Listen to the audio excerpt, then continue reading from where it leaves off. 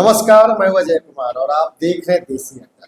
हमारे साथ हैं देसी अड्डा के बड़ी संपादक सीनियर जर्नलिस्ट राकेश तिवारी। देखिए, चुनावी बाजी जीतने में महारत हासिल करने वाले चिराग पासवान आजकल चक्रव्यूह में घिरते हुए नजर आ रहे हैं। क्या चिराग पासवान इस चक्रव्यूह से बाहर निकल पाएंगे या अभिमन्यु की तरह उसी में फंस के रह जाएंगे? क्या है पूरी कहानी, आइए जानते हैं अपने संपादक राकेश तिवारी से। राकेश जी नमस्कार। धन्यवाद आपको।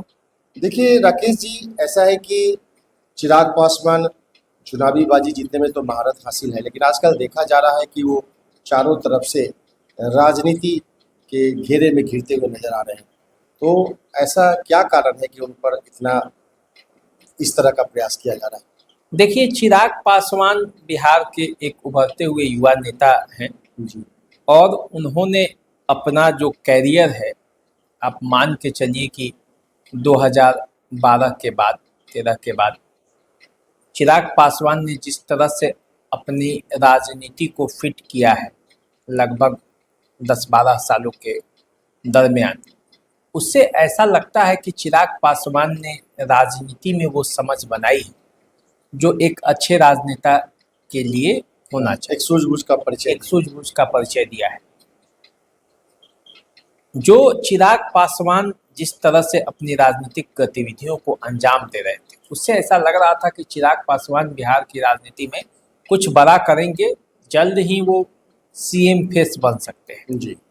लेकिन इस विधानसभा चुनाव में कुछ परिस्थितियां ऐसी बन रही हैं जिसमें चिराग पासवान को एक बार फिर पीछे जाना पड़ेगा। 2025 में कोई ऐसी गुंजाइश दिख नहीं रही कि चिराग पासवान बिहार के सीएम फेस के तौर पर उन्हें कोई भी पार्टी या कोई भी दल प्रोजेक्ट करे। दूर दूर तक अभी कोई चर्चा नहीं है उस नाम की। दूर दूर तक अभी कोई चर्चा नहीं है, कोई संभावना नहीं है।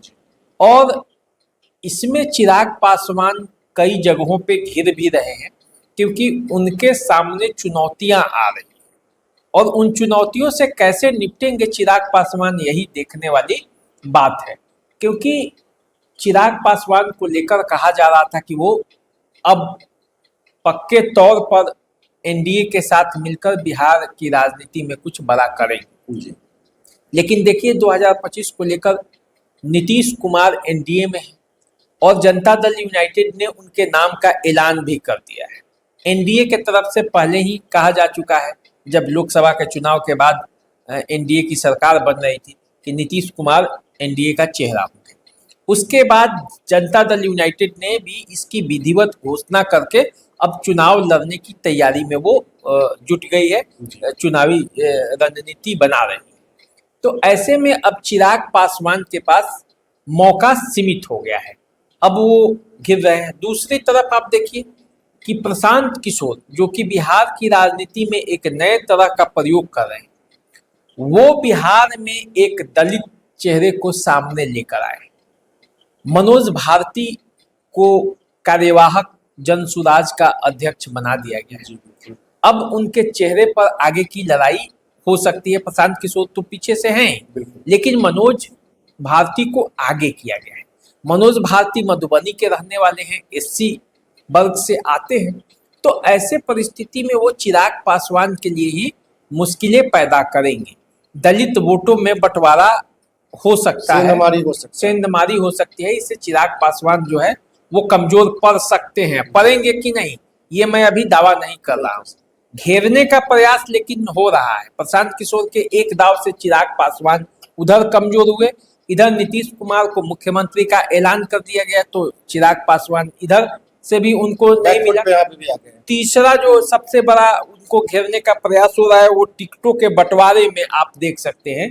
क्योंकि जनता दल यूनाइटेड किसी भी कीमत पर छोटे भाई की भूमिका में बिहार विधानसभा का चुनाव नहीं लड़ना चाहती, वो हर कीमत पर वो चुनाव लड़ना चाहती है बड़े भाई की भूमिका, अग्रणी भूमिका में। जनता दल यूनाइटेड 2005 के बाद जो सबसे कम सीटों पर चुनाव लड़ी, वो आरजेडी और जनता दल यूनाइटेड के बीच गठबंधन था, जो 15 का जो बुरी हालत में हार मिली थी लोकसभा चुनाव में 14 में, और 15 में जब चुनाव हुआ और आरजेडी के खेमे में गए तब भी 101 सीट पर चुनाव लड़े थे। 101 सीट पर जनता दल यूनाइटेड और 101 सीट पर आरजेडी। तब भी छोटा भाई नहीं बने थे। तो अब ऐसी परिस्थिति में 25 का जो चुनाव है उसमें एनडीए छोटा भाई की भूमिका में आएगा, मुझे ऐसा नहीं दिख रहा। यदि 20 के चुनाव पर गौर करेंगे तो 20 के चुनाव में कुल 122 सीटें जनता दल यूनाइटेड को मिली थी। अपने कोटे से 7 सीट उन्होंने जीतन राम मांझी को दिया था और 115 सीटों पर अपने उम्मीदवार उतारे थे। बीजेपी को 121 यानी कि छोटे भाई एक ही सीट कम दिया गया, लेकिन सैद्धांतिक तौर पर उन्हें बड़ा भाई नहीं होने दिया गया, छोटा भाई ही रखा गया। और उसमें से 121 में से 11 सीटें बीजेपी ने मुकेश सहनी के विकासशील इंसान पार्टी को दे दी। तो आप समझिए कि बीजेपी तब भी चुनाव कम सीटों पर लड़ी थी और 115 सीटों पर चुनाव जनता दल यूनाइटेड लड़ी थी। तो वैसी स्थिति में इस बार कम सीटों पर, बहुत कम सीटों पर समझौता करे, ये होता हुआ दिख नहीं रहा है। कम से कम 101 सीट पर वो चुनाव लड़ने पर अड़े हुए हैं। ऐसी परिस्थिति में यदि 101 सीट पर बीजेपी, 101 सीट पर जनता दल यूनाइटेड चुनाव लड़ते हैं तो सीटें कितनी बचेंगी? 243 में से यदि 202 सीटें चली जाती हैं तो महज 41 सीट बचेंगी। और इस 41 सीट में जीतन राम मांझी को भी एडजस्ट करना है, चिराग पासवान को भी एडजस्ट करना है, उपेंद्र कुशवाहा को भी एडजस्ट करना है। तो ऐसी परिस्थिति में जो समीकरण बनेगा वो तो चिराग पासवान के अनुकूल नहीं होगा। तो क्या इन्हीं सब आशंकाओं के बीच चिराग पासवान अमित शाह से मिलने दिल्ली कल पहुंच गए थे? निश्चित रूप से वो अमित शाह से मिल रहे हैं, वो और लोगों से भी मिल रहे हैं, तरह तरह की बातें हो रही हैं। 20 में भी ठीक इसी तरह की परिस्थितियां उत्पन्न हुई थी और तब चिराग पासवान ने बिहार के 143 सीटों पर अपने उम्मीदवार उतार दिए थे। जनता दल यूनाइटेड के जितने भी प्रत्याशी उतरे थे 115, सबके खिलाफ चिराग पासवान ने उम्मीदवार उतार दिया। नुकसान भी पहुंचाया। बीजेपी के सीटों को छोड़कर वो जहां जहां चिराग पासवान ने जनता दल यूनाइटेड और अन्य लोगों की सीटें थी, सभी जगह पे उम्मीदवार उतार के और 2020 का चुनाव लड़ा था। हालांकि वो वैसी सफलता नहीं मिली कि वो सीटों में कन्वर्ट कर जाए, लेकिन जनता दल यूनाइटेड को हराने में महती भूमिका निभाई और इसीलिए वो 43 पर सिमट गई। हालांकि इस बार चिराग पासवान और नीतीश कुमार में कॉम्बिनेशन 2020 की तुलना में अधिक व्यवस्थित और अच्छा दिख रहा है, लेकिन यदि सीटों के बंटवारे के समय मामला फंसता है तो मामला फंस भी सकता है। तो देखा जाए तो चिराग पासवान को कई मोर्चों पर घेरने का प्रयास किया जा रहा है, घेरा जा रहा है। अब ऐसी परिस्थिति में कम सीटों पर उनका चुनाव लड़ना और कम सीट उनको यदि मिलेगा तो उनके पार्टी के अंदर जो नेता हैं, जो विधानसभा चुनाव लड़ने के लिए तैयारी कर बैठे हैं, कई बड़े बड़े नेता हैं, जैसे रमा सिंह भी वापस आए हैं लोजपा में, ऐसे ही कई नेता और शामिल होने वाले हैं। कई पहले से वो अपना तैयारी कर रहे हैं। तो चिराग पासवान यदि चुनाव ही नहीं लड़ेंगे सीटों पर तो उनका प्रभाव बढ़ेगा कैसे? तो इसलिए चिराग पासवान घिरे हुए दिख रहे हैं अभी। लेकिन विकल्प क्या है चिराग पासवान के बाद? अगर उनको मन के हिसाब से सीट नहीं मिलता है तो क्या उनके विकल्प खुले हैं? देखिए, विकल्प तो राजनीति में सबके खुले रहते हैं और विकल्प का कोई अभाव नहीं होता है। 20 में भी जब उनको विकल्प नहीं मिला तो वो चुनाव लड़े।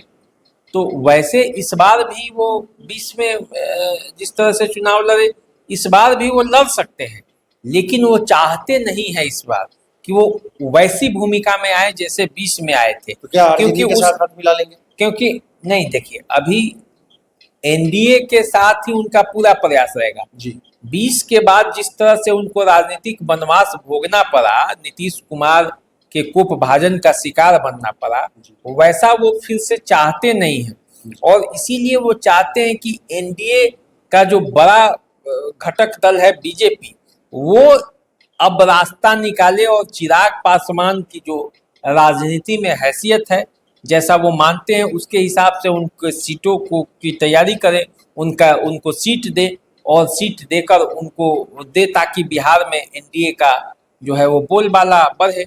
ऐसा चिराग पासवान की स्ट्रेटजी है। अब अपने स्ट्रेटजी में चिराग पासवान कितने सफल होते हैं और किस तरह से नीतीश कुमार बीजेपी को मना लेते हैं, किस तरह से अपने तर्कों अपने प्रत्याशियों के बल पर वो आगे बढ़ते हैं, ये आने वाले समय में पता चलेगा जब सीटों का बंटवारा होगा, जब सीट शेयरिंग पर सभी पार्टियों में खुलकर बात होने लगेगी। अभी बात चल रही है, तैयारी हो रहा है, सब अपने अपने सीटों के लेकर सूची बना रहे हैं, सब अपने अपने कमजोरी और अपने अपने कैंडिडेट के हिसाब से सारी पार्टियों में तैयारी चल रहा है। लेकिन अभी उस तरह से खुलकर सीट शेयरिंग पर बैठक सार्वजनिक रूप से सामूहिक रूप से नहीं हो रही है। तो जब वैसा मौका आएगा तब बातें होंगी और तब चिराग पासवान किस परिस्थिति में और किस तरह से अपने आप को फिट कर लेते हैं वो देखना अभी बाकी है। तो सभी पार्टियां विधानसभा जो चुनाव होने वाली है इसी साल में अपने अपने हिसाब से तैयारियां में लग चुकी है। सभी पार्टियां अपनी सूची और अपने कैंडिडेट को फाइनल करने में और उसका सर्वे में लग चुकी है। लेकिन इसी बीच चिराग पासवान घिरते हुए नजर आ रहे हैं और उनकी नज़र जो है आला कमान के ऊपर है।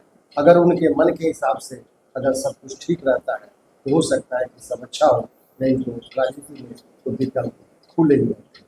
तो आप देखिए, इंतजार कीजिए क्या होता है, चिराग पासवान इस चक्रव्यूह से कैसे निकल पाते हैं। तो हमें इजाज़त दीजिए और हम इसी तरह का चर्चा लेकर आपके बीच उपस्थित होंगे। तब तक के लिए नमस्कार। नमस्कार।